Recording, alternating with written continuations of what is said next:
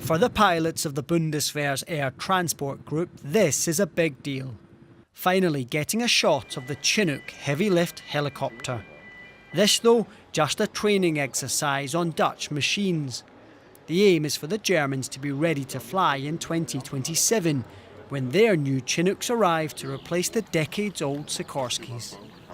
The new helicopter flies much faster than the old one. It can transport about twice as much as our old helicopters and is equipped with the latest technology. So, of course, it's a big step for us into the future.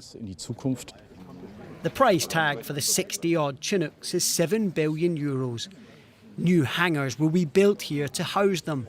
And not only that, the state-of-the-art Israeli-built Arrow air defence system will also be located here at a cost of €4 billion. And the runway is being widened to allow NATO aircraft to land here. All of that means that this airbase south of Berlin is being turned into one of the most important in Europe. You can really see that we're making history here. You can say that we will be the future home of the Air Force's heavy transport helicopters, making us one of NATO's largest helicopter bases outside the US.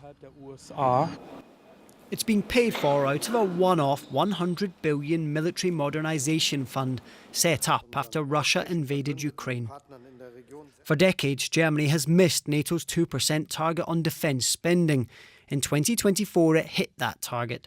Now the question is what happens once the special fund runs out. To keep hitting the 2% target, the government will have to spend an extra €30 billion every year on defence. That's ignited a debate about how to pay for it all.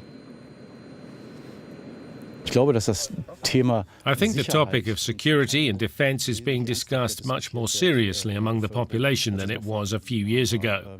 I notice this myself regularly at different events, that people have a much greater understanding of the Bundeswehr's needs. Such sentiments may reflect a growing shift in attitudes towards the Bundeswehr. Whether it will translate into a long-term funding boost is very much up in the air.